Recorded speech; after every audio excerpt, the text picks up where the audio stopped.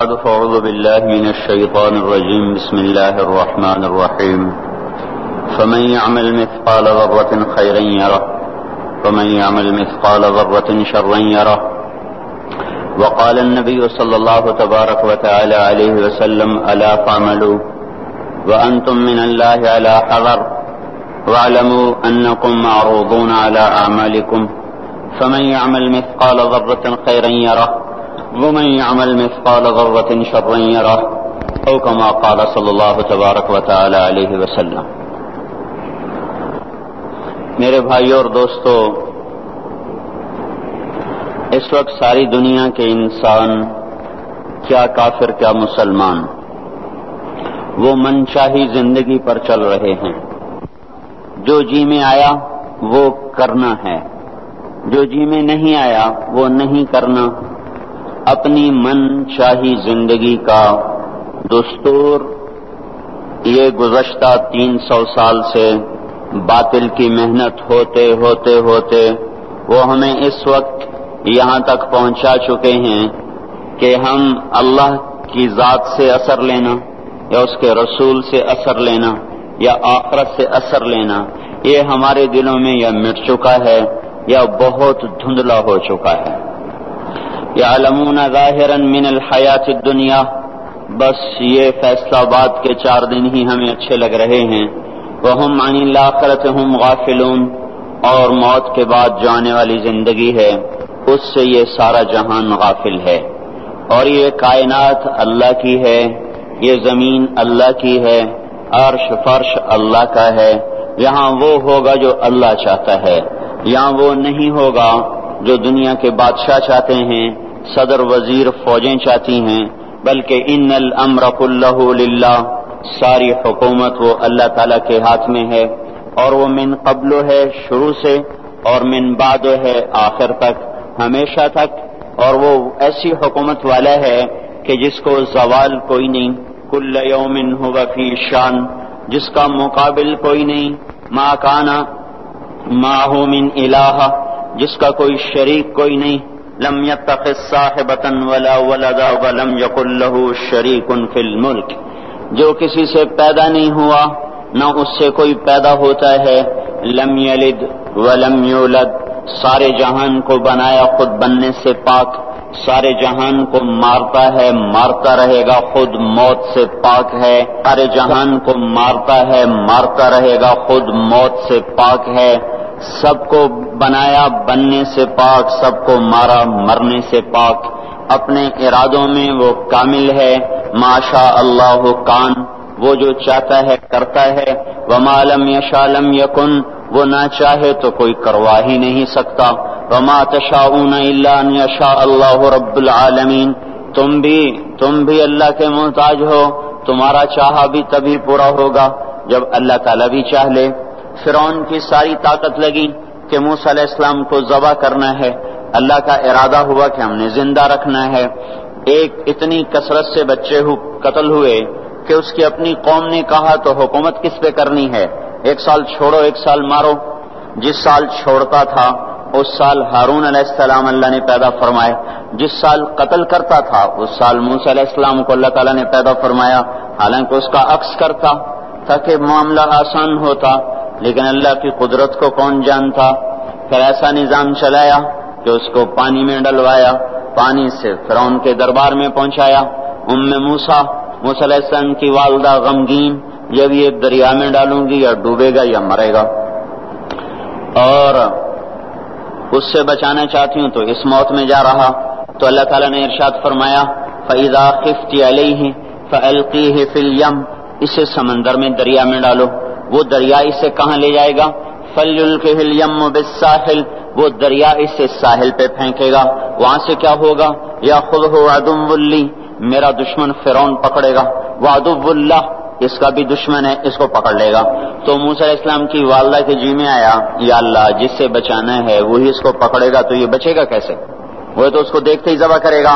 تو اللہ تعالیٰ نے ارشاد فرمایا: لا تخافی ولا تحزنی، نہ اس کی موت کا غم کھا، نہ اس کی موت کا خوف کھا، نہ اس کی جدائی کا غم کھا. اِنَّ رَادُّوهُ إِلَيْكِ، تو دیکھے گی میں اسے واپس تیری گود میں لوٹاؤں گا. وجعلوہ من المرسلین، تیری زندگی میں اسے رسول بنا دوں گا۔ یہ دونوں کام تو دیکھ کے مرے گی، اس سے پہلے نہیں مر سکتی۔ وہ فرعون کی گود میں جائے یا تپتی آگ میں گرے یا وہ طوفانی موجوں میں گرے، بچانا جب تیرے اللہ کا ارادہ ہو جاتا ہے تو کائنات کا ہر سبب پھر حفاظت میں استعمال ہوتا ہے، پھر وہ ہلاکت میں استعمال نہیں ہو سکتا۔ اور جب وہ ہلاکت کا ارادہ کرتا ہے تو حفاظت کے اسباب بھی موت کے لیے استعمال ہوتے ہیں۔ جب وہ عزت کا ارادہ کرتا ہے تو ذلت کے اسباب بھی عزت کا ذریعہ بنتے ہیں۔ جب وہ ذلیل کرنے کا ارادہ کرتا ہے تو عزت کے اسباب میں سے ذلت نکلنا شروع ہو جاتی ہے۔ جب محبتیں لاتا ہے تو نفرتوں میں سے محبتیں نکال کے دکھاتا ہے، جب نفرتیں لاتا ہے تو محبتوں کو نفرتوں میں بدل کے دکھاتا ہے۔ اس کائنات میں میرے بھائیوں حکومت اللہ تعالیٰ کی ہے، یہاں وہ ہوگا جو اللہ چاہتا ہے۔ ساری کی ساری نمرود کی طاقت استعمال ہوئی کہ ابراہیم کو آگ میں جلا دو اور اسے ڈال دو، اور لکڑیاں کٹھی ہوئیں، ڈھیر لگایا گیا اور ایسی آگ دہکی کہ اوپر سے اڑنے والا پرندہ بھی اس میں جا کے گر کے راکھ ہو جائے۔ اب ابراہیم علیہ السلام کو پھینکنے کا وقت آیا تو ان کو قریب جانے کا کون راستہ ہی کوئی نہیں۔ ابراہیم علیہ السلام سے کہنے لگے تو خود چلا جا، وہ کہنے لگے میں کیوں جاؤں، تم نے جلانا ہے پھینکو مجھے۔ اب پھینکنے کا طریقہ کوئی نہیں، قریب جائیں تو خود جلتے ہیں۔ شیطان نے ایک ہتھیار بنا کے دیا غلیل کی طرح، اس میں ڈال کے پھینکا، کپڑے اتارے، رسیوں سے باندھا، جب ہوا میں اڑے تو جبرائیل دائیں طرف آ گئے اور پانی کا فرشتہ بائیں طرف آ گیا، یوں جا رہے۔ درمیان میں ابراہیم علیہ السلام، ادھر جبرائیل، ادھر پانی کا فرشتہ، اور ابراہیم علیہ السلام خاموش، بس اتنا کہہ رہے ہیں حسبی اللہ ونعم الوکیل، حسبی اللہ ونعم الوکیل، اس سے آگے کچھ نہیں بول رہے۔ اور ادھر پانی کا فرشتہ اس انتظار میں ہے کہ ابھی اللہ تعالیٰ فرمائے گا پانی ڈالو، آگ بجھاؤ۔ جبرائیل اس انتظار میں ہے کہ یہ مجھ سے کچھ کہیں تو میں آگے کروں۔ تو جب دیکھا کہ ابراہیم بولتے ہی نہیں ہیں تو وہ بے قرار ہو گئے کہ یہ تو جائے گا تو جل جائے گا، جبرائیل بھی تو یہی جانتے ہیں کہ آگ جلاتی ہے۔ کہنے لگے ابراہیم آپ کو کوئی ضرورت کوئی نہیں، تو فرمایا اما الیک فلا، ضرورت ہے پر مجھے تیری کوئی ضرورت نہیں۔ اما الی اللہ فنعم، بے شک اللہ کا ضرور محتاج ہوں پر تیرا محتاج کوئی نہیں۔ جا رہے، جب جبرائیل سے بھی نظر ہٹ گئی اور پانی کے فرشتے سے بھی نظر ہٹ گئی تو اللہ تعالیٰ نے براہ راست آگ کو حکم دیا نار کونی بردن وسلام علی ابراہیم، اے آگ ٹھنڈی ہو جا سلامتی کے ساتھ میرے ابراہیم پر۔ تو اللہ جل جلالہ نے ایسا ٹھنڈا فرمایا، اس کی گود کو ایسا، اس کے شولوں کو گود بنا دیا، شولوں نے ابراہیم علیہ السلام کو گود میں لیا، جیسے ماں بچے کو چارپائی پہ لٹاتی ہے ایسے آرام سے انگاروں پہ بٹھا دیا، آگ کو شفاف بنا دیا، یہاں تک کہ ابراہیم علیہ السلام کا باپ آزر جو جانی دشمن اور قتل کے در پہ، جب اس کی نظر پڑی تو اس کی زبان سے بھی بے ساختہ نکلا نعم الرب ربک یا ابراہیم، اے ابراہیم تیرے رب کے کیا کہنے، کیا ہی زبردست ہے تیرا رب۔ میرے بھائیوں، کائنات میں جو بھی شکل ہے، جو بھی صورت ہے، اس کو اللہ نے بنایا ہے، وہ اللہ کے قبضے میں ہے، وہ اللہ کے تابع ہے، اللہ کی چاہت سے استعمال ہوتی ہے۔ اس جہان میں فیصلہ اللہ کا حتمی چلتا ہے، جو زمین کو کہے گا وہ کرے گی، جو آسمانوں کو کہے گا وہ کریں گے، جو ہواؤں کو کہے گا وہ کریں گی، جو پانیوں کو کہے گا وہی ہوگا۔ ساری کائنات میں چونکہ آخری فیصلہ وہ اللہ تعالیٰ کا ہے، اللہ تبارک و تعالیٰ نے انسانی زندگی کے حالات کو میرے بھائیو اس کے اعمال کے ساتھ جوڑا ہوا ہے۔ ساری دنیا کی طاقتیں وہ اللہ تعالیٰ کے فیصلے کو بدل نہیں سکتی۔ جب لوگوں کے اعمال بگڑتے ہیں تو اللہ تعالیٰ حالات کو بھی برباد کرتا ہے اور آخرت کو بھی برباد کرتا ہے۔ مال نے نہ کسی کو اللہ کی بارگاہ میں پہلے عزت دلائی، نہ آج عزت دلا سکتا ہے۔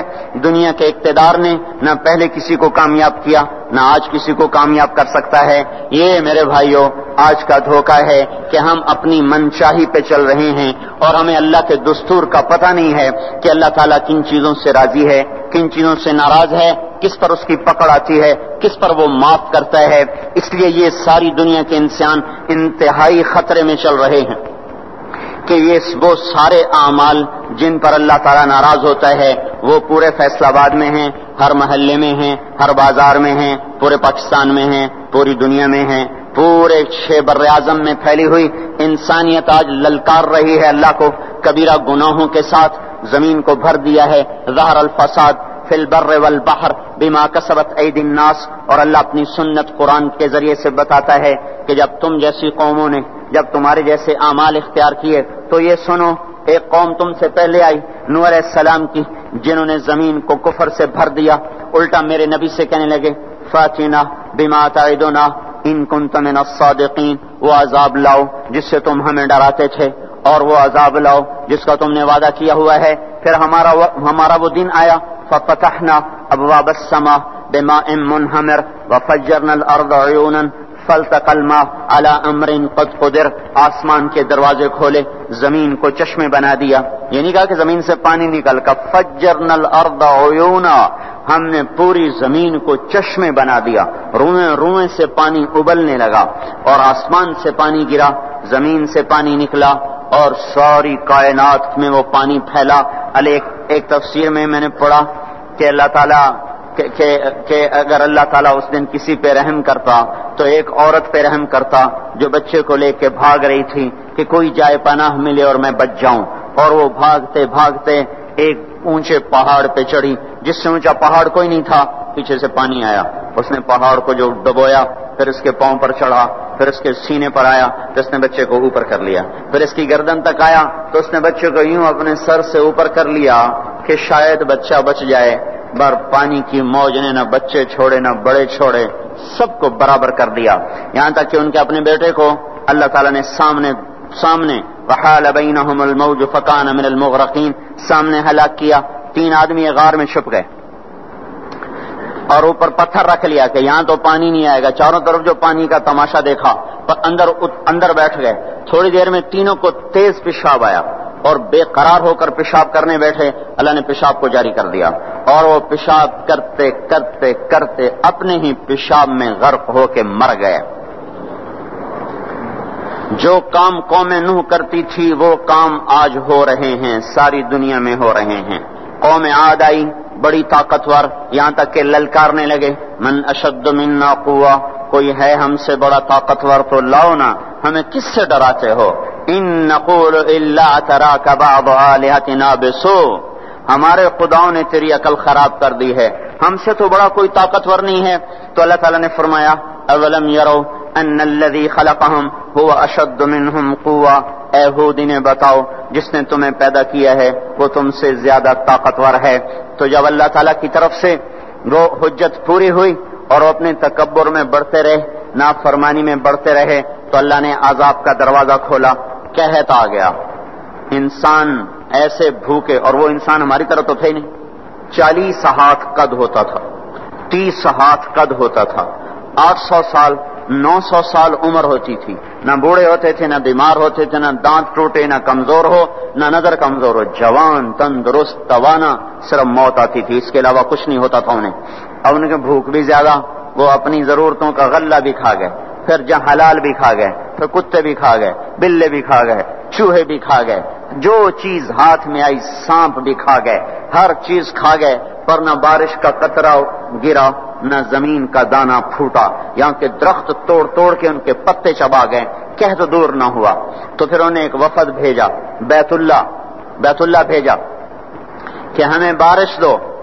تو جب مصیبت آتی تو اوپر والے کو پکارتے تھے جب وہ کام کر دیتا تھا پھر سرکش ہو جاتے تھے پھر انہی پتھروں کو پوچھتے تھے. تو اللہ تعالیٰ نے 3 بادل سامنے کیے. آواز آئی ان میں سے ایک کا انتخاب کرو ایک سفید ایک سرخ ایک کالا. تو آپس میں کہنے لگے سفید تو خالی ہوتا ہے سرخ میں ہوا ہوتی ہے کالے میں پانی ہوتا ہے. ان کا یہ پانی یہ کالا چاہیے یہ کالا چاہیے. آواز آئی پہنچے گا یہ واپس پہنچے ان کا بارش ہوگی. تو پھر جب ساری قوم کٹھی ہوئی تو اللہ نے وہ بادل بھیجا. فلما رأوه عارضا مستقبل اودیتهم وہ بادل آیا کالا کہنے کہ ھذا عارض ممطرنا وہ دیکھو آئی بارش. تو اللہ تعالیٰ نے کہا بل هو ما استعجلتم به یہ بارش نہیں یہ وہ عذاب ہے جو تم ہود سے کہتے تھے. کون ہے ہم سے بڑا جو ہمیں کچھ کر لے. اب تیار ہو جاؤ. ریح فیہا عذاب علیم تدمر کل شیء بامر ربها. اب دیکھو کیسے تمہارا رب تمہیں اڑاتا ہے. ان کے گھروں کو ہوا نے اڑا دیا 60 ہاتھ اونچے قد کے لوگ اور تنکے کی طرح ہوا میں اڑ رہے تھے اور ان کے سروں کو آپس میں ہوا ٹکرا رہی تھی. وہ گھومتے تھے سر ٹکراتے تھے، گھومتے تھے سر ٹکراتے تھے. بعض لوگ بھاگ کے غاروں میں چھپ گئے تو ہوا کا بگولا ایسے زوردار طریقے کے ساتھ غار کے اندر جاتا اور پھر ایک دھماکے کے ساتھ ان کو باہر نکالتا، پھر ان کو ہوا میں اچھال دیتا گیند کی طرح، پھر ان کے سر آپس میں ٹکراتے ٹکراتے ٹکراتے ان کی کھوپڑیاں پھٹ گئیں اور ان کے بھیجے ان کے چہروں پہ نکل آئے اور پھر اللہ نے الٹا کے ان کو زمین پر مارا، سر الگ ہو گیا، دھڑ الگ ہو گیا. پھر اللہ نے للکار کے پوچھا فَهَلْ تَرَى لَهُم مِّن بَاقِيَةٍ، کوئی ہے باقی تو دکھاؤ کہ اس کا بھی صفایا کر دوں. کوئی نظر نہ آیا، سب کو اللہ نے مٹایا. جو کام قوم عاد کرتی تھی وہ کام آج فیصلہ آباد میں ہو رہے ہیں. پھر ایک قوم سمود آئی. انہوں نے سنا تھا کہ عاد کو ہوا نے اڑایا تھا تو انہوں نے پہاڑ کے اندر گھر بنائے کہ اندر ہمیں کون کچھ کہے گا، اندر تو ہوا جا ہی نہیں سکتی، جائے گی بھی صحیح تو کہاں تک اندر جائے گی. نافرمانی نہیں چھوڑی، الٹے کام کو چل پڑے. تو اللہ تبارک و تعالیٰ نے ہوا نہیں بھیجی، ایک فرشتہ آیا. مکروا مکرن، انہوں نے مکر کیا. ومکرنا مکرن، ہم نے ان کے مکر کو توڑ دیا. فانظر کیف کان عاقبۃ مکرہم، آج ان کا انجام دیکھو. انا دمرناہم وقومہم اجمعین فتلک بیوتہم خاویۃ بما ظلموا ان فی ذلک لآیۃ لقوم یعلمون وانجینا الذین آمنوا وکانوا یتقون. اللہ تبارک و تعالیٰ نے کہا یہ دیکھو، ایک فرشتہ آیا، اس نے چیخ ماری اور ان کے کلیجے پھٹ گئے، چہرے نیلے اور کالے ہو گئے اور ساری قوم کو اللہ نے آن کی آن میں ہلاک کیا. پھر اس پر قوم شعیب کا اللہ نے قصہ سنایا. یہ تاجر قوم تھی، فیصل آباد کے بازاروں میں جو ناپ تول میں کمی ہے وہ وہاں ہو رہی تھی، جو جھوٹ ہے وہ وہاں چل رہا تھا، جو خیانت ہے وہ وہاں چل رہا تھا، دکھانا اور دینا اور یہ وہاں چل رہا تھا. تولنے میں زیادہ، ناپنے میں زیادہ، یہ سارا کام جو کچھ ہو رہا ہے وہ وہاں ہوا اور بڑھتا گیا اور بڑھتا گیا اور ساری دنیا کی تجارت انہوں نے قبضے میں کر لی. اور شعیب علیہ السلام نے کہا کہ بھائی اس سے باز آ جاؤ.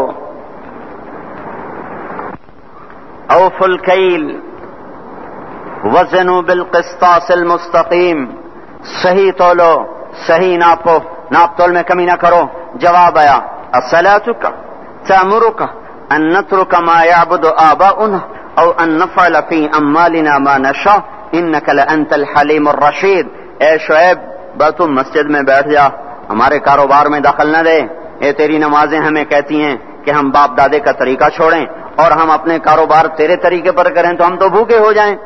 کسی سے آپ کہیں کہ بھائی دیانت سے تجارت کرو، کہے گا مجھے تو بجلی کا بل بھی ادا نہیں ہوگا، میں روٹی کہاں سے کھاؤں. یہ میں نے ایک سے کہا تم ملاوٹ کیوں کرتے ہو، ایک تیل والے سے میں نے کہا تم ملاوٹ کیوں کرتے ہو، کہ اگر ملاوٹ کروں تو ایک ڈرم کے پیچھے 500 روپیہ بچتا ہے اور خالص بیچوں تو 50 روپیہ بچتا ہے، تو 50 روپے سے میرا کیا ہوگا، سبزی گوشت بھی نہیں آتا اور 500 روپے سے تو کتنا دن گزر جاتے ہیں. تو یہی کچھ قوم شعیب نے کہا کہ اصلاتک تأمرک ان نترک ما یعبد آباؤنا او ان نفعل فی اموالنا ما نشاء. میاں شعیب اپنے گھر بیٹھ جا، ہمیں تیری تبلیغ نہیں چاہیے، ہمیں اپنا کاروبار کرنے دے. یہی آج کے بازاروں کے مسلمان کہہ رہے ہیں کہ ہمیں یہ شریعت نہیں منظور، تو کاروبار کیسے ہوگا، جھوٹ نہ بولیں تو کام کیسے چلے، خیانت نہ کریں تو کام کیسے چلے، ناپ تول میں کمی نہ ہو تو کام کیسے چلے، اور سودی کام نہ ہو تو کام کیسے چلے، بینک نہ ہو تو کام کیسے چلے. یہ سارے اعتراضات جو آج کے تاجر کرتے ہیں یا دکاندار کرتے ہیں، یہ سارے اعتراضات شعیب علیہ السلام کی قوم نے کیے کہ پھر کاروبار کیسے چلے گا، پھر منڈیاں کیسے چلیں گی، پھر تجارت کیسے چلے گی. تو ہم تو تجارت چلانے نہیں آئے، ہم تو اللہ کو راضی کرنے آئے ہیں. اللہ کو راضی کرتے ہوئے تجارت ٹھپ ہو جائے تو ہو جائے اور چل پڑے تو برکت. سبحان اللہ. ہم اس بات کے مکلف نہیں ہیں کہ ہم نے روٹی کھانی ہے اور بچوں کو کھلانی ہے. ہم اس بات کے مکلف ہیں کہ ہم نے اللہ کے حکم کے مطابق کمانا ہے اور اس کے مطابق کھلانا ہے. اس میں کچھ بچے گا کھلائیں گے، نہیں بچے گا فاقہ کریں گے. بچوں کو بھی کہیں گے تمہارا باپ تمہیں نہیں دے سکتا، میں تمہاری خاطر دوزخ کی آگ کو برداشت نہیں کر سکتا. حضرت عمر رضی اللہ تعالیٰ عنہ کا انتقال ہونے لگا. عمر بن عبدالعزیز 12 بیٹے، مسلمہ بن عبد الملک ان کے سالے، کہنے لگے امیر المومنین آپ نے بچوں پہ بڑا ظلم کیا ہے. کہنے لگے کیا ظلم کیا ہے؟ کہ ان کے لیے جو چھوڑ کے جا رہے ہو وہ 2 روپے فی کس ہیں، 2 روپے، تیرے بچوں کو 2 روپے ملیں گے ترکے میں، 2 روپے یعنی 2 درہم، تو یہ کیا کریں گے آگے؟ ان کا تو نے کچھ نہ بنایا، تو زہر نے اثر کر لیا تھا، کہنے لگے مجھے بٹھا دو، مجھے بٹھا دو، تو انہیں بٹھا دیا، کہنے لگے بات سنو، میں نے ان کو حرام کوئی نہیں کھلایا اور حلال میرے پاس تھا ہی نہیں، تو لہذا میں اس کا مکلف ہی نہیں ہوں کہ ان کے لیے جمع کروں۔ وہ کہنے لگے 1 لاکھ روپیہ میں دیتا ہوں، میری طرف سے بچوں کو ہدیہ کر دو۔ کہنے لگے وعدہ کرتے ہو؟ کہنے لگے ہاں وعدہ کرتا ہوں۔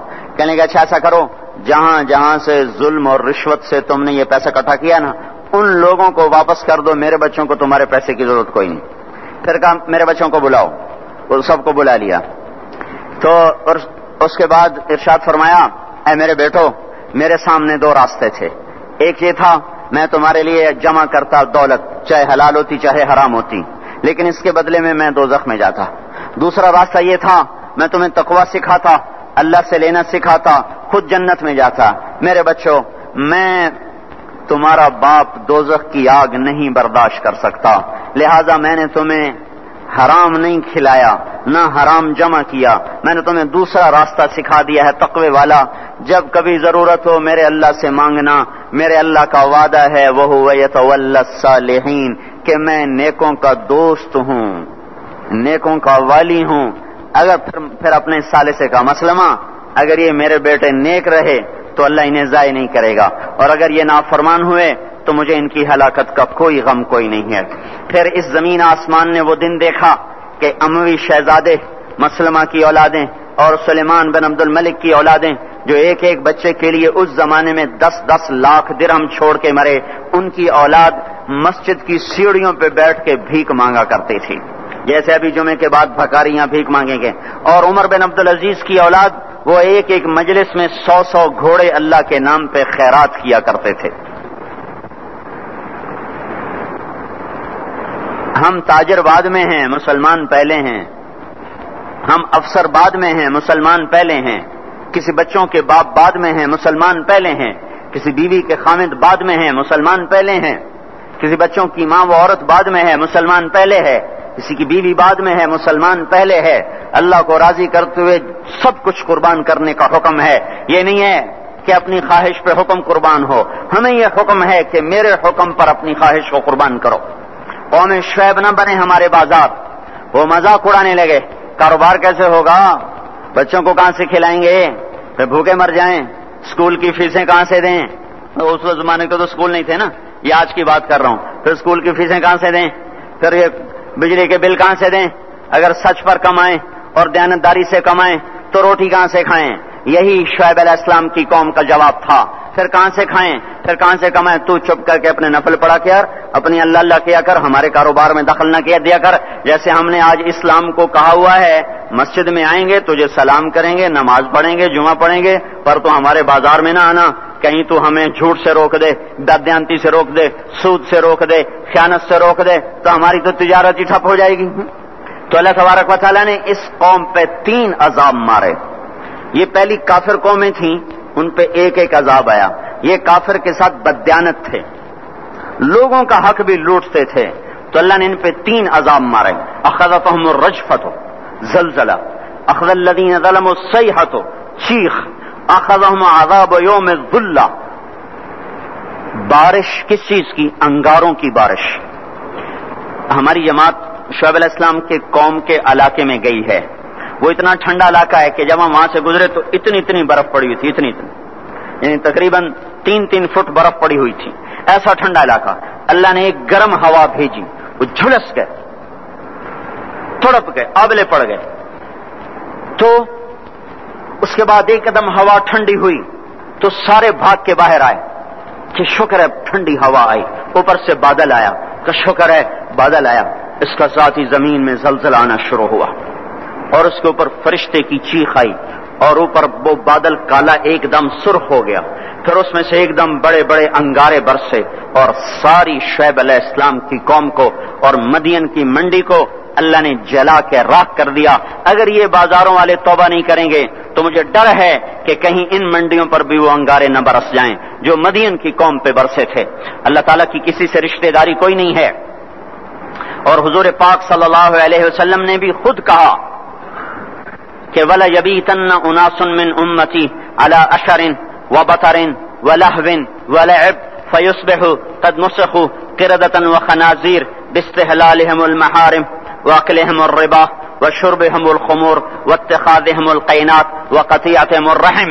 ایک زمانہ آئے گا میری امت بڑی عیاش ہو جائے گی، بدمعاش ہو جائے گی، ناچ گانے کی رسیا ہو جائے گی، گانے بجانا ان کی گھٹی میں پڑ جائے گا. اور اس حال میں ایک رات ایسی آئے گی کہ رات کو انسان سوئیں گے، صبح اٹھیں گے تو بندر اور خنزیر ہوں گے. اور یہ اس وجہ سے ہوگا کہ انہوں نے حرام کو حلال کر دیا ہوگا. باستحلالہم المحارم، انہوں نے حرام کو حلال کر دیا ہوگا. وَأَكْلِهِمُ الرِّبَا، اور سود کو ڈٹ کے کھاتے ہوں گے. وَلُبْسِهِمُ الْحَرِيرَ، اور مرد ریشم پہنیں گے، سونے کی انگوٹھیاں، سونے کی چینیں نوجوانوں نے گلے میں لٹکائی ہوئی. سونے کی چین، سونے کی انگوٹھی، یہ کون سی لذت ہے اس انگوٹھی کے پہننے میں جو اللہ کو بھی للکارا ہوا ہے اور اس کے رسول کو بھی للکارا ہوا ہے. آپ نے ایک دفعہ ارشاد فرمایا کاش میری امت کے نوجوان ریشم استعمال اور سونا استعمال نہ کریں. یا لیت امتی لم تلبس الذهب، کاش کہ میری امت سونے کا استعمال مت کرے. اب بتاؤ دیکھو کتنے ہیں نوجوان جو ایسے شوق میں، کچھ کو پتہ ہی نہیں کہ یہ اتنا بڑا حرام ہے. جن کو پتہ ہے تو نہ اللہ کا پتہ ہے، نہ روکنے والے کا پتہ ہے، نہ اس کی سزا کا پتہ ہے، لہذا چل رہی ہے گاڑی. تو یہ کس پہ ہوگا کہ حرام کو حلال کر دیں گے، سود کو کھائیں گے، ریشم پہنیں گے، سونا پہنیں گے، شراب پئیں گے اور گانے بجانے میں مست ہو جائیں گے. اور رشتے ناتوں کا لحاظ ختم ہو جائے گا، ماں باپ کی تمیز ختم ہو جائے گی، بھائی بہن کی تمیز ختم ہو جائے گی، بڑے چھوٹے کا وقار ختم ہو جائے گا. جب یہ ہوگا تو یہ بھی ہوگا کہ یہ بندر اور خنزیر بنا دیے جائیں. اور یہ تو قرآن کہہ رہا ہے، وہ اللہ کا رسول جو ساری امت کے لیے روتا روتا روتا دنیا سے اٹھ گیا اور ایسا رویا کہ کوئی نبی نہ رویا، ایسا تڑپا کہ کوئی نبی نہ تڑپا، کہ اللہ کو ہزاروں دفعہ تسلیاں دینے کے لیے جبریل بھیجنا پڑا، قرآن بھیجنا پڑا کہ آپ اتنا غم کیوں کر، اتنا کیوں روتے ہیں. ایک دفعہ میں نے وہ آیات جمع کی تھی جن میں اللہ تعالیٰ نے اپنے نبی کو تسلی دی ہے، وہ اتنی بن گئی کہ ان کو لکھنا مشکل ہو گیا میرے لیے. وہ 100 سے زیادہ آیات بنتی ہیں جس میں اللہ تعالیٰ تسلی دے رہا ہے. لعلک باخع نفسک الا یکونوا مؤمنین، لعلک باخع نفسک علی آثارهم ان لم یؤمنوا بهذا الحدیث اسفا فلا تذهب نفسك عليهم حسرات ما انت عليهم بوکیل لست عليهم بمسيطر ما انت عليهم بجبار من كفر فلا يحزنك كفره ولقد نعلم انك يضيق صدرك بما يقولون. اس قسم کی آیات جن میں اللہ کہہ رہا ہے میرے حبیب اتنا غم نہ کر، اتنا غم نہ کر، اس قدر غمگین اپنی امت کے لیے. اس کے باوجود آپ کا گلہ قرآن ہی میں سن لو، جب ایسے نافرمان جو کبیرہ گناہ کرتے کرتے مر گئے اس بددیانتی میں، شرابوں کے پینے میں، نماز کے چھوڑنے میں، کبیرہ گناہوں میں غرق ہو کے مر گئے، تو یہی اللہ کا رسول جو ہمارے لیے رویا بھی اور تڑپا بھی. یہ نہ فلا تذهب نفسک علیہم حسرات. یہ آیت اس مضمون میں ایسی زبردست آیت ہے کہ اس کو اردو زبان میں منتقل نہیں کیا جا سکتا کہ جو اللہ تعالیٰ نے آپ کے اندر کے سینے کا غم، حسرات اور فلا تذهب نفسک علیہم حسرات، ان الفاظ میں جو اللہ نے اپنے محبوب کے سینے کا غم بیان کیا ہے، اللہ کی قسم کوئی زبان اس کا ترجمہ نہیں کر سکتی کہ کس قدر آپ کا سینہ جل رہا تھا اس امت کے غم میں کہ یہ ہلاک نہ ہو جائیں، یہ جہنم میں نہ چلے جائیں. یہی رسول قیامت کے دن جب دیکھے گا، رسول قیامت کے دن جب دیکھے گا ہماری نافرمانیاں تو کہے گا یا رب ان قوم اتخذوا هذا القرآن مہجورا. اے میرے مولا، یہی ہے میری وہ امت جس نے میرے قرآن کو چھوڑ دیا. میرے قرآن نے پکارا مسجد میں آؤ، انہوں نے مسجدوں کی راہیں چھوڑ دیں. مجھے بتاؤ یہ اتنا مجمع کہاں سے آ گیا ہے؟ یہ اس میں سے 1/3 باہر سے آیا ہوگا، یہ 2/3 تو سارا گلستان کالونی کا ہے. ان کے قدم باقی 5 نمازوں میں کیوں نہیں اٹھتے؟ یہ کہاں چلے جاتے ہیں؟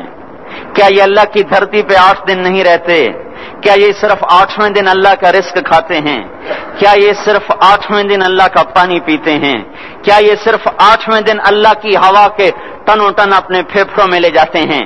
کیا یہ صرف 8ویں دن اللہ کے دیے نور سے دیکھتے ہیں؟ کیا یہ صرف 8ویں دن اپنے کانوں سے سنتے ہیں؟ کیا یہ صرف 8ویں دن اپنے جسم کی نعمتوں سے فائدہ اٹھاتے ہیں؟ کیا یہ صرف 8ویں دن سورج کی روشنی سے نفع اٹھاتے ہیں؟ کیا یہ صرف 8ویں دن تاروں کی جھلملاہٹ سے نفع اٹھاتے ہیں؟ کیا یہ صرف 8ویں دن اپنے بیوی بچوں کے ساتھ بیٹھتے ہیں؟ اس پتھر دل کو کیا ہوا؟ کیا نہیں اس کے دروازے پہ دستک پہنچتی؟ یہ کیوں ویران ہو گئے؟ ایسے تو پتھر بھی سخت نہیں۔ عطا اللہ شاہ بخاری کہا کرتے تھے، اے ہندوستان والو، تمہیں اتنا قرآن سنایا کہ میں سر کو سناتا تو صبا بن جاتی، میں پتھروں کو سناتا تو موم ہو جاتے، میں دریاؤں کو سناتا تو طوفان تھم جاتے، اور میں موجوں کو سناتا تو ان کی طغیانی رک جاتی۔ پتہ نہیں تم کس مخلوق، کس چیز سے بنے ہو، کس خمیر سے بنے ہو، تمہارے سینوں میں دل نہیں ہے، پتھر ہیں، اور پتھر سے بھی زیادہ کوئی سخت ہے۔ اشد قسوة من الحجارہ، پتھر بھی اللہ کی ہیبت سے لرزتا ہے اور کانپتا ہے، پر تم کون سے انسان ہو، کیسے سینوں میں دل لیے پھرتے ہو کہ 5 دفعہ اتنا بڑا بادشاہ تمہیں پکارے، حی علی الصلاۃ، حی علی الصلاۃ۔ ایک تھانے دار پکارے گلستان کالونی کا کہ تمہارا سمن ہے آ جاؤ، تو سر پہ پاؤں رکھ کے بھاگے۔ ڈی سی پکارے تو کام چھوڑ کے بھاگے، اور تمہارا زمین آسمان کا بادشاہ تمہیں دن میں 5 دفعہ پکارے اور کانوں پہ جوں نہ رینگے، اور 8ویں دن مسجد کو آ رہے ہوں۔ کیا 8ویں دن کھانا کھایا ہے؟ کیا آج ہی پانی پیا ہے؟ کیا آج ہی چائے پی ہے؟ یہ ایسی جفا اپنے آپ سے کرتے، شیطان سے کرتے، ملک و مال سے کرتے، اپنی دکانوں سے کرتے، یہ بے وفائی اللہ سے کیوں کی ہوئی ہے؟ جس زمین پہ سجدہ نہ ادا ہو، اس سے بڑا بھی کوئی جرم ہے؟ زنا کرنے کو گناہ سمجھتے ہیں، نماز کا چھوڑ دینا زنا سے بڑا جرم ہے۔ رشوت کھانے کو گناہ سمجھتے ہیں، نماز کا چھوڑ دینا رشوت کھانے سے بڑا جرم ہے۔ قتل کرنا بڑا گناہ سمجھتے ہیں، نماز کا چھوڑ دینا قتل سے بڑا جرم ہے۔ سجدے ہی کا تو انکار کیا تھا شیطان نے کوئی زنا کیا تھا، کوئی قتل کیا تھا، کوئی شراب پی تھی، کوئی جوا کھیلا تھا، کیا کیا تھا؟ کوئی شرک کیا تھا۔ شیطان سجدے کا انکاری ہوا، ایک سجدے کا انکار کر کے وہ ہمیشہ کے لیے مردود ہو گیا۔ اس مسلمان کو ہوش نہیں ہے جو روزانہ دن میں 5 دفعہ 20 سجدوں کا انکار کیے بیٹھا ہوا ہے، اور پھر آرام سے روٹی کھاتا ہے، آرام سے چائے پیتا ہے، اور آرام سے کہہ لگاتا ہے، اور آرام سے اخبار پڑھتا ہے، آرام سے بیوی کے پہلو میں لیٹتا ہے۔ ایک سجدے کا انکار ہو کر شیطان ہمیشہ کے لیے مردود ہوا۔ جس نے فجر کا انکار کیا سجدوں کا، پھر ظہر کے سجدوں کا مذاق اڑایا، پھر عصر کا مذاق اڑایا، پھر مغرب اور عشاء کا مذاق اڑایا۔ گھر میں نماز پڑھنا بھی چلو نہ پڑھنے سے تو بہتر ہے، پر یہ بھی نماز کا مذاق ہی ہے۔ اور 8ویں دن سر پہ ٹوپی رکھ کے آیا۔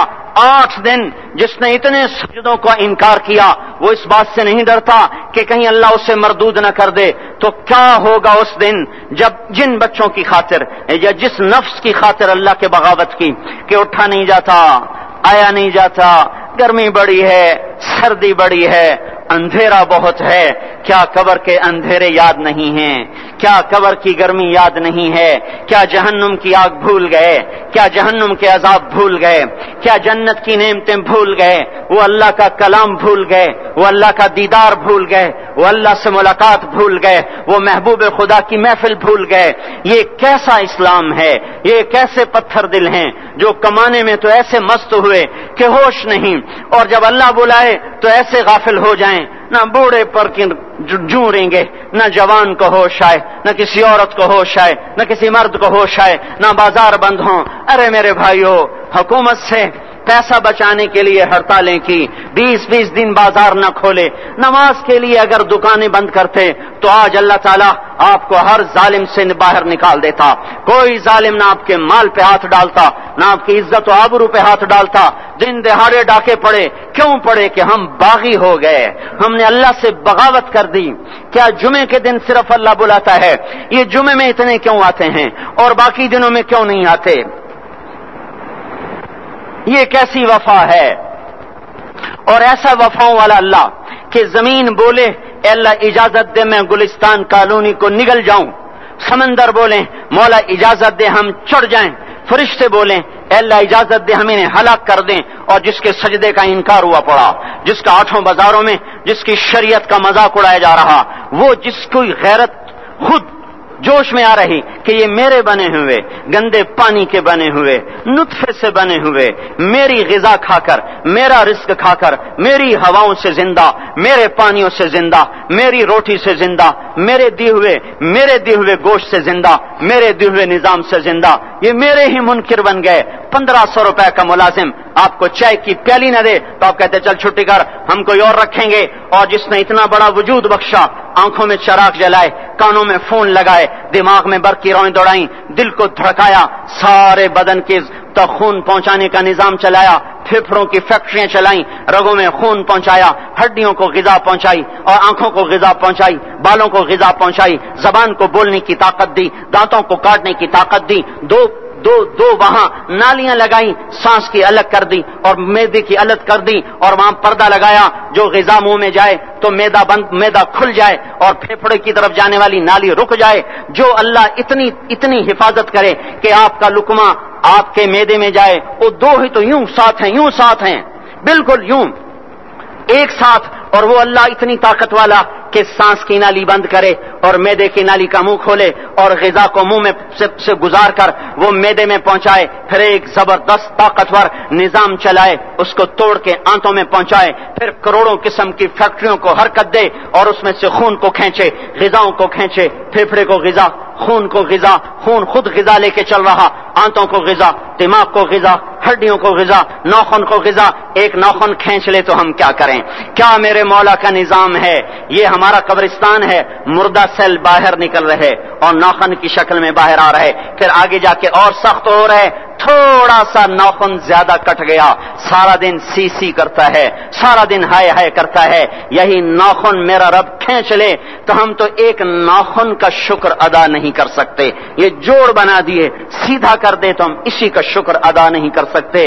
میرے بھائیوں، یہ سب کچھ کر کے پھر ہم اللہ کے باغی ہو جائیں، ہے کوئی عقل میں آنے والی بات؟ ہے کوئی سوچ بچار کی بات کہ 1500 صرف دیے اور اس نے چائے کی پیالی نہ دی تو نکال دیا، اس نے گاہک کو ڈیل نہیں کیا تو نکال دیا، اور یہ وجود کہاں سے خرید کے لائے؟ یہ زمین کس نے بچھا کے دی؟ والارض وضعها للانام، اے میرے بندو میں نے ہی تو تمہیں بنا کے دی، فاکہۃ، دیکھو میں نے تمہارے لیے پھل نکالا،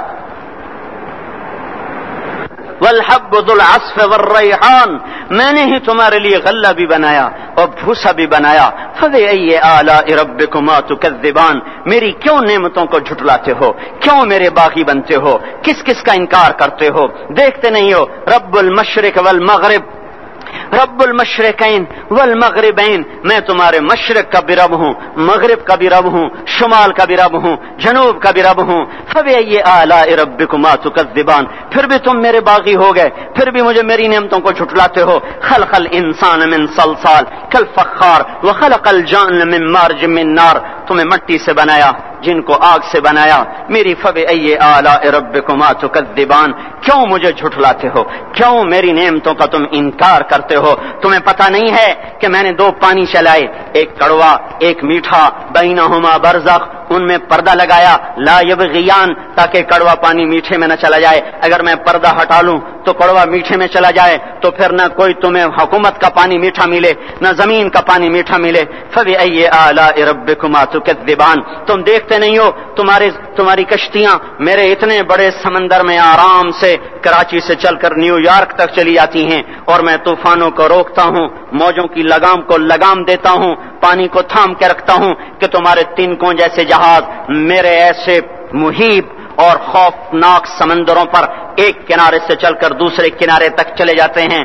فبأي آلاء ربكما تكذبان. تمہیں پتہ نہیں ہے تم سب مر جاؤ گے اور تمہارا رب ہمیشہ باقی رہے گا. فبأي آلاء ربكما تكذبان. تمہیں پتہ نہیں ہے کہ ہر روز اس کی شان جدا ہے. كل يوم هو في شأن. فبأي آلاء ربكما تكذبان. نہیں سنتے ہو؟ سنفرغ لكم أيها الثقلان. پھر سن لو میں ان قریب تمہارے لیے حساب کتاب کا نظام چلانے والا ہوں اور میں ان قریب تمہارے لیے فارغ ہونے والا ہوں.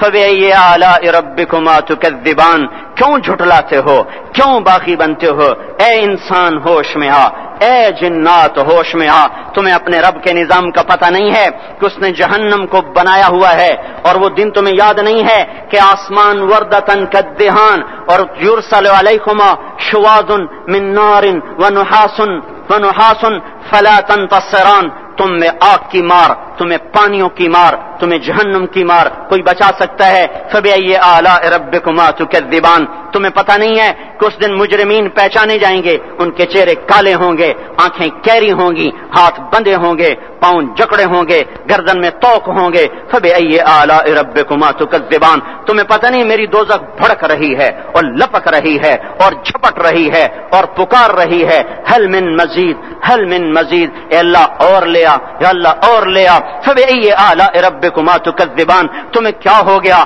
تم کیوں میرے باغی ہو گئے؟ تم کیوں جھٹلاتے ہو؟ یہ بھی سن لو وَلِمَنْ خَافَ مَقَامَ رَبِّهِ جَنَّتَانِ. اگر تم مجھ سے ڈر گئے تو تمہارے لیے بڑی عالی شان جنتیں ہیں. فبأي آلاء ربكما تكذبان. ذواتا افنان. فبأي آلاء ربكما تكذبان.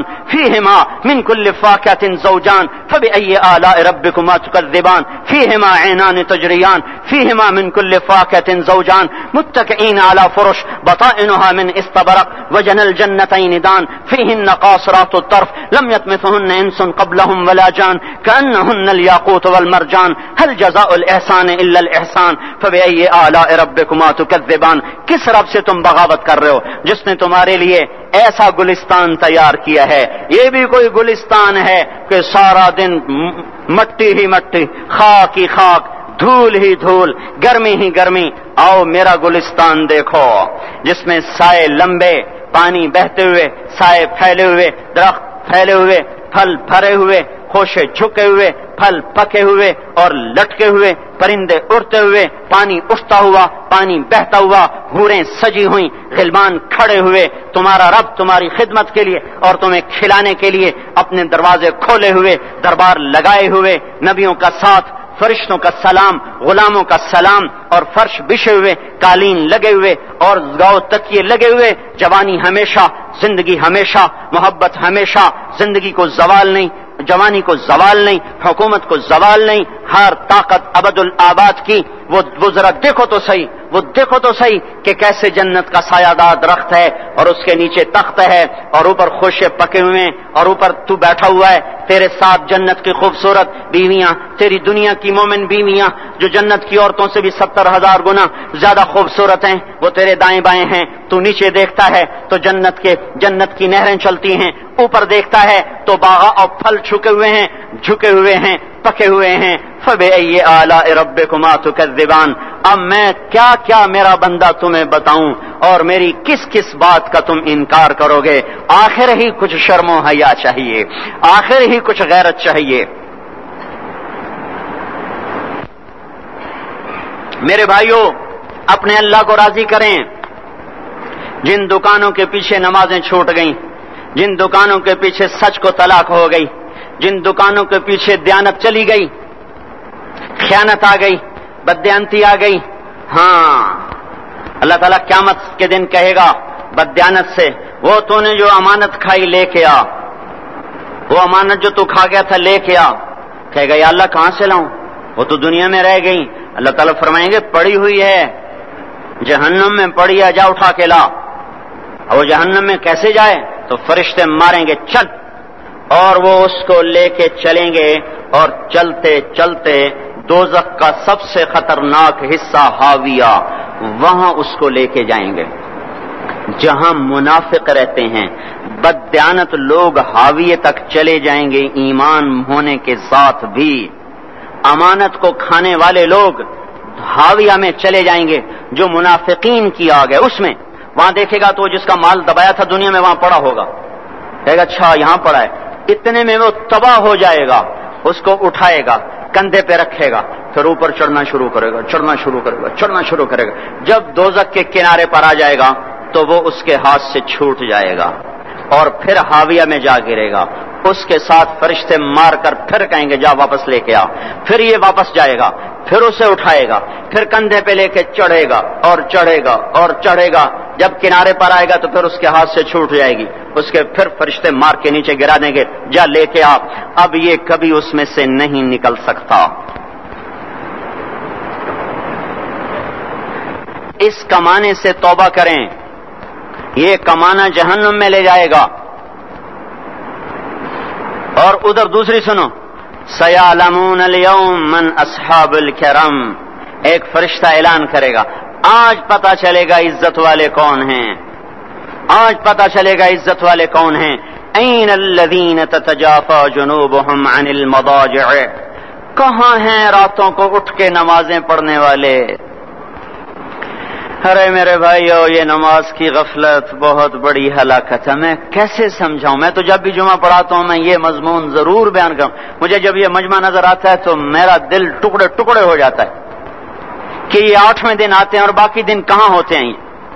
یہ کیوں نہیں سمجھتے؟ ان کی آنکھ کیا ہو گیا؟ ان کے کانوں میں ڈاٹ لگ گیا, یا دل کے اوپر کوئی پردہ آ گیا, یا میں کوئی عربی میں بات کرتا ہوں جو سمجھ میں نہیں آتی, یا میں کوئی ان سے چندے کا مطالبہ کر رہا ہوں, یا کوئی اپنی ذات کے لیے سوال کر رہا ہوں, یا اپنی شخصیت کی دعوت دے رہا ہوں.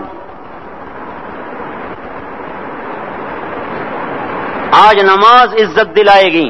سب سے پہلا اعلان ہوگا, کہاں آج پتہ چلے گا عزت والے کون ہیں, کہاں ہیں راتوں کو اٹھ کے نماز پڑھنے والے اور اللہ کے نام پہ خرچ کرنے والے. صرف نماز نہیں, زکوٰۃ بھی دینی پڑے گی. پیسہ ہے زکوٰۃ نہیں دے رہے, پیسہ ہے اللہ کے نام پہ خرچ نہیں کر رہے. بھائیو اللہ کے نام پہ خرچ کرنا سیکھیں اللہ کے واسطے. اپنے آپ کو سادگی پہ لائیں اور اللہ کے نام پہ لٹانا سیکھیں. اللہ آپ کی نسلوں کو واپس کرے گا, صرف آپ کو نہیں, آپ کی نسلوں کو واپس کرے گا. آپ اللہ کو قرضہ دے رہے ہیں, کسی ایسے ایرے غیر کو قرضہ نہیں دے رہے. یہاں مسجدیں والے چندے مانگ رہے, بھائی مسجد کو چندہ دو. مدرسوں والے چندے مانگ رہے, مدرسوں کو چندے دو. یہ تو مسلمان کی غیرت کے خلاف ہے کہ اللہ کے گھر میں مسجد کے لیے چندہ مانگا جائے. اور کہیں صندوقچیاں پھرا رہے, کہیں وہ جھولیاں. ایسی مجھے شرم آتی ہے. یہ کرنے والوں پر بھی میں کیا کہوں, ان کی عقلوں پہ بھی پردہ ہے کہ اللہ کے گھر میں مخلوق کے سامنے جھولی پھیلاتے ہیں. اور پھر ان مسلمانوں کی آنکھوں پر بھی پردہ ہے کہ ان کو غیرت نہیں آتی کہ مسجد کے لیے جھولی پھیلائی جا رہی ہو, اور یہ گھروں میں اچھا خاصا کھاتے پیتے ہوں اور مسجد کے لیے جھولی پھیلائی جائے اور مسجد کے لیے صندوق رکھے جائیں اور ہر نماز کے بعد مدرسے کے لیے لوگ چندہ مانگ رہے ہوں. یہ ایمانی اور غیرت کے خلاف, مسلمان کی سخاوت کے خلاف ہے کہ اس طرح مسجد کے لیے جھولیاں پھریں اور مسجد کے لیے صندوق پھریں. ہم تو اللہ کے نام پہ بے دھڑک لگائیں. اقیم الصلاۃ وآتوا الزکاۃ, اقیم الصلاۃ وآتوا الزکاۃ 67 دفعہ یہ حکم چلا ہے, اور ہر دفعہ زکوٰۃ کے ساتھ نماز, نماز زکوٰۃ, زکوٰۃ نماز, نماز زکوٰۃ, زکوٰۃ نماز. نماز پڑھنے والے زیادہ ہیں نسبتاً زکوٰۃ دینے والوں سے. زکوٰۃ دینے والے تھوڑے ہیں, پیسہ جاتے ہوئے جان جاتی ہے.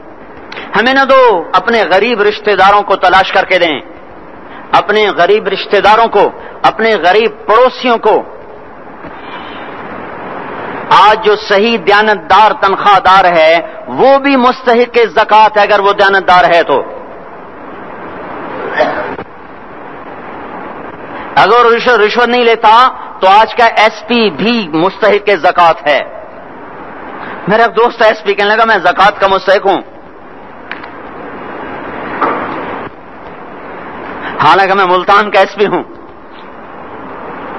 کہ 15 دن میرے گھر میں کبھی سالن پکتا ہے کبھی نہیں پکتا. اپنے اوپر صرف خرچ کرنا. بچے کو کھلونے کی خواہش تھی, 1000 روپے کے کھلونے لے کے دے دیے. کیا ظلم ہے یہ, 1000 روپے کے کھلونے بچے کو لے کے دے دیے. کیا اللہ نہیں پوچھے گا کہ اس 1000 سے کسی غریب کے گھر کا دیا جل سکتا تھا؟ اور کسی کے غریب کا ایک ہفتہ گزر سکتا تھا، تیرے کسی مسکین رشتہ دار کے گھر میں بھی کچھ سالن پک سکتا تھا۔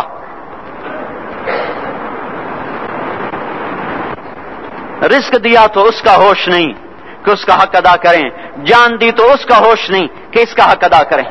سجدہ جان کا حق ہے، اور زکوٰۃ اور صدقات یہ مال کا حق ہے۔ میں کب اپنے لیے مانگ رہا ہوں؟ میں کہہ رہا ہوں اللہ اپنے غریب رشتہ داروں کو دیں، ان کو تلاش کریں اللہ کے واسطے۔ اپنی بیویوں سے پوچھو سونے کی زکوٰۃ دی ہے؟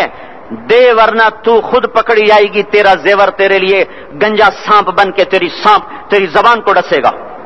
ان کا میں نے تو بچیوں کے لیے سنبھال کے رکھا ہے، اس کی زکوٰۃ دو پھر ٹھیک ہے، ورنہ اسم کو توڑ کے اس کی زکوٰۃ دو، نہیں تو یہ مال پکڑوا دے گا قیامت کے دن۔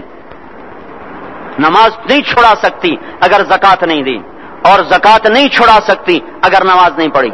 مسجد بنا دی 50 لاکھ میں، اگر خود نمازی نہیں تو یہ مسجد بنانا اسے جہنم سے نہیں بچا سکتا۔ میرے بھائیوں، اپنی جان کا بھی صحیح استعمال کریں اور اپنے مال کا بھی صحیح استعمال کریں۔ ہم ایسے اندھے نہیں ہیں کہ جو بچے نے چاہا لا کے دے دیا، جو بیگم نے مانگا اٹھا کے دے دیا۔ نہیں، ہم پہلے دیکھیں گے۔ اپنے اوپر حضرت عثمان رضی اللہ عنہ کے پاس ایک سائل ہے، حضور سے مانگنے آیا، آپ نے کہا عثمان کے پاس چلے جاؤ۔ عثمان سے مانگنے گئے تو آگے بیوی پہ لڑ رہے۔ کس بات پہ؟ یوں کہہ رہے وہ باہر چھوٹے چھوٹے گھر ہوتے تھے تو باہر آواز آ رہی، بیوی کو کہہ رہے اللہ کی بندی رات تو نے چراغ میں بتی موٹی ڈال دی، وہ بتی ڈالتے تھے نا اس کی روئی کی، تو تیل زیادہ جل گیا۔ تو یہ کہنے لگے یہ کس کنجوس کے پاس بھیج دیا؟ جو بیوی پہ لڑ رہا ہو کہ تو نے بتی موٹی ڈالی ہے تو یہ مجھے کیا دے، یہ دمڑی بھی نہیں دے گا۔ جب ان کو باہر بلایا اور خیرات مانگی کہ وہاں سے آیا ہوں، تو انہوں نے اندر گیا، ایک تھیلی اٹھائی، نہ پوچھا کہ کتنے چاہیے، نہ پوچھا کہ کون ہو، 3000 درہم اٹھا کے دے دیے۔ وہ حیران ہو کے کہنے لگا یار ایک بات تو بتاؤ۔ کہا کیا؟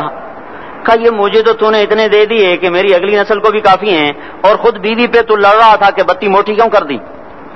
کہنے لگے وہ اپنی ذات پہ خرچ تھا، وہ پھونک پھونک کے کرنا ہے، یہ اللہ کو دے رہا ہوں جتنا مرضی دے دوں، یہ تجھے تھوڑا اللہ کو دے رہا ہوں۔ تو اپنی جان کو بھی لگائیں اللہ پر اور اپنے مال کو بھی لگائیں اللہ پر۔ اور میرے بھائیوں اپنی کمائیوں کو حلال پہ لائیں، اپنی اولاد کو اور بیویوں کو سمجھا دیں کہ ہم تمہاری خاطر دوزخ میں نہیں جا سکتے۔ یہ ہم اس پر توبہ کریں، اس پر توبہ کریں، اور یہ آبادی ہر وقت ہونی چاہیے مسجد کی۔ چلو کوئی جو جہاں سے بھی آیا ہے مسجد کے عادی بنو میرے بھائیوں۔ ہماری جماعت گئی تھی اردن میں 1991 میں، تو ہم اسرائیل کے بارڈر پر چلے۔ انہوں نے بتایا کہ یہ ہم سے آمد رفت بات چیت ہوتی رہتی ہے، چونکہ کچھ عرب ادھر رہتے ہیں کچھ عرب ادھر رہتے ہیں، رشتہ داریاں ہیں۔ تو کہا یہ یہودی ہم سے پوچھتے ہیں تمہاری فجر میں نمازی کتنے ہوتے ہیں اور تمہارے جمعے میں نمازی کتنے ہوتے ہیں؟ ہم نے پوچھا یہ تحقیق کیوں کرتے ہو؟ ان کا ہماری کتابوں میں یہ ہے کہ جب فجر کی نماز کے نمازی اور جمعے کی نماز کے نمازیوں کی تعداد برابر ہو جائے گی تو یہودی دنیا سے مٹ جائیں گے۔ اب یہاں فجر میں 1.5 صف ہوتی ہے اور جمعے میں باہر بھی صفیں بنی پڑی۔ چلو میں کہتا ہوں مان لیا 1/3 طبقہ باہر سے آیا ہے، یہ 2/3 تو یہیں سے اٹھ کے آیا ہے، یہ کیوں نہیں ہر نماز میں آتا؟ میرے بھائیوں اپنے حال پہ رحم کریں، اللہ کے واسطے میری پکار کو سنیں۔ میں آپ کو کوئی فلسفہ نہیں سمجھا رہا، میرا روزانہ ہر جمعے جب آتا ہوں میں یہی مضمون بیان کرتا ہوں، میں روزانہ آپ کو نیا بیان سنا سکتا ہوں۔ 360 دن ہیں، میں اللہ کے فضل سے آپ کو روزانہ نیا 360 دن میں آپ کو 360 نئے بیان سنا سکتا ہوں۔ میں یہاں بیان کرنے نہیں بیٹھتا، اپنا دکھڑا میں روتا ہوں کہ پوری گلستان کالونی جہنم کی طرف جائے اور میں ان کا پڑوسی ہوں اور میں انہیں جہنم میں جاتا دیکھوں اور میری ہائے نہ نکلے تو میں ڈوب کے مر جاؤں۔ جلتا کتا ہم نہیں دیکھ سکتے اور اس ہماری آنسو نکل پڑیں، چوہے کو ہم جلتا نہیں دیکھ سکتے اور میں اتنی شکلوں کو جہنم میں جاتا دیکھوں۔ جس نے فجر آج نہیں پڑھی اس نے پر جہنم کو واجب کر لیا، جو اب آئندہ اثر نہیں پڑے گا اس پر جہنم واجب ہو گئی۔ پھر میں کیا مضمون بیان کروں، کیا فلسفے بیان کروں؟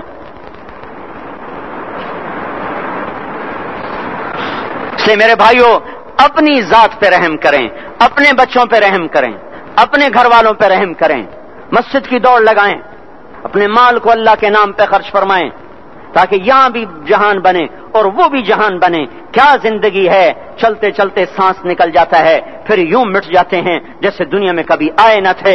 پوتے پوچھتے ہیں ابا دادا کی قبر کہاں ہے؟ ابا کہتے ہیں بیٹا یہیں کہیں مل گئی، پتہ نہیں کہاں ہے۔ ارے آج تو اگلی نسل دادے کی قبر نہیں دیکھ سکتی،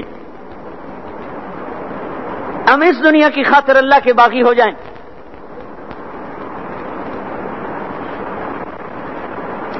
اس بے وفا جہان کی خاطر اللہ سے بغاوت کر جائیں جو ایسا مہربان، جو ایسا کریم۔ تو اس لیے میرے بھائیوں اللہ کے واسطے اللہ کی بارگاہ میں توبہ کریں اور اپنے اللہ کو راضی کریں۔ یہی میری فریاد ہے، یہی میری پکار ہے، میں بھی توبہ کرتا ہوں، آپ بھی اللہ کی بارگاہ میں توبہ کریں کہ کوئی کام اللہ کی منشا کے خلاف نہ ہوگا۔ اس کو سیکھنے کے لیے ہم کہتے ہیں تبلیغ میں جاؤ چلہ لگاؤ، ہم کوئی کسی تبلیغی جماعت کا ممبر نہیں بنا رہے، ہم خود تبلیغ میں جاتے ہیں، اوروں کو کہتے ہیں نکلو کہ ہماری توبہ پکی ہو، ہمارے اعمال درست ہوں اور اللہ ہم سے راضی ہو۔ اللہ ہم سب کو عمل کی توفیق بخشے۔ خطبے سے پہلے